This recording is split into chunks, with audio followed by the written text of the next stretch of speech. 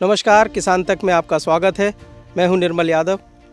जिस तरह से मौसम ने अचानक पलटी मारी है और मकर संक्रांति के पहले ही ऐसा घना कोहरा जैसे कि लद्दाख की सर्दी हो, सिर्फ बर्फ़ नहीं दिख रही है, बाकी सभी चीज़ें आज यहाँ बुंदेलखंड के इस मौसम में देखने को मिल रही हैं।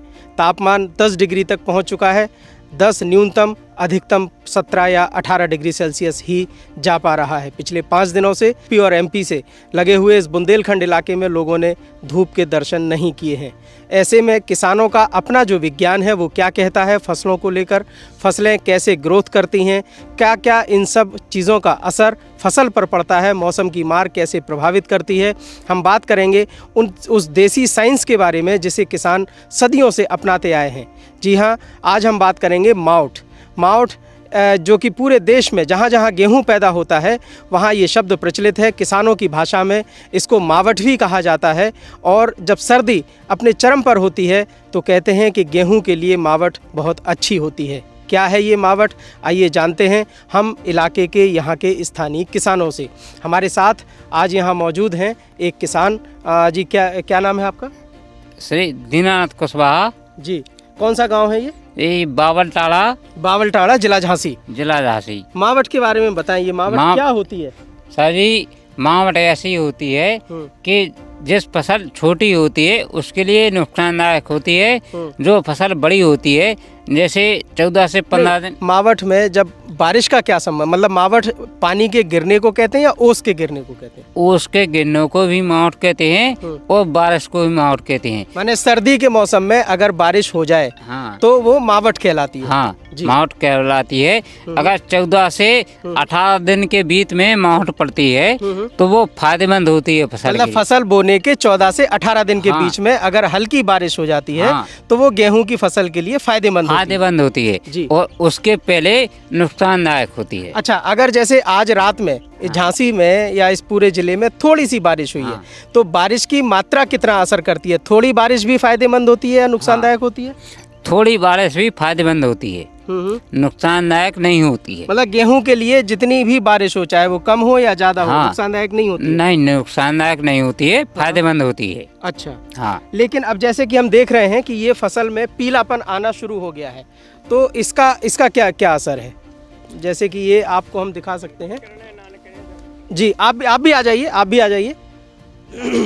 ये जो पीछे हम फसल देख रहे हैं ये खेत में गेहूं और सरसों दोनों मिला के बोया गया है। और हम इसमें मावठ का क्या असर पड़ता है, कैसे कम तापमान जो है वो, आइए आप भी आ जाइए। क्या नाम है आपका? हमारा राम सिंह नाम है। राम सिंह जी, क्या है ये मावठ का असर कैसे पड़ता है? थोड़ी हल्की बारिश होने से नुकसानदायक है फसल पे। अच्छा, से तना मतलब लेती है वो पौधा, तो उससे फायदा है। और जो पत्ती पे गिरता है जो छोटी बारिश वह नुकसानदायक होती है। अच्छा, लेकिन फसल पीली कब पड़ने लगती है गेहूं की? जब दिन नहीं निकलता है 7 से 8-10 दिन तक गर्मी नहीं रहेगी तो सब पीली पड़ जाएगी। मतलब ये हुआ कि अगर सर्दी लगातार बहुत ज्यादा पड़ रही है, दिन में गर्मी, रात को सर्दी, ये गेहूं के लिए फायदेमंद होता है। लेकिन अगर लगातार धूप ना हो, सिर्फ 5-7 दिन तक सिर्फ और सिर्फ कोहरा और हल्की फुल्की बारिश और वो जो ओस रहती है, मावठ यानी ज्यादा अगर हो जाए तो उसको जो है फसल के लिए नुकसान करने लगती है, माने फसल पीली पड़ने लगती है। अच्छा, अब अगर फसल मान लीजिए पीली पड़ जाए तो इसका क्या उपाय है? किसान को क्या करना चाहिए उससे बचने के लिए?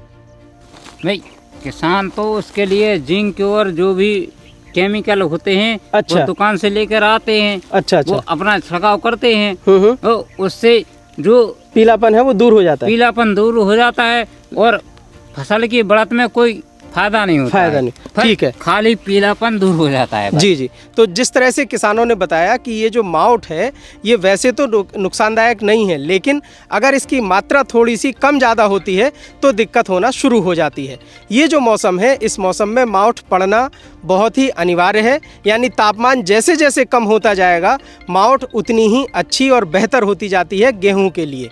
तो ऐसे में धूप का भी ज़रूरी है गेहूं की फसल के लिए। दिन में धूप, रात को जो है अच्छी सर्दी हो, कड़ाके की सर्दी हो तो गेहूं की फसल के लिए बहुत फ़ायदेमंद साबित होती है। झांसी से किसान तक के लिए निर्मल यादव। अगर ये वीडियो आपको पसंद आया है तो इसे लाइक ज़रूर करें। अगर चैनल अभी तक सब्सक्राइब नहीं किया है तो कर लें और नोटिफिकेशन पाने के लिए बेल आइकन भी दबा दें।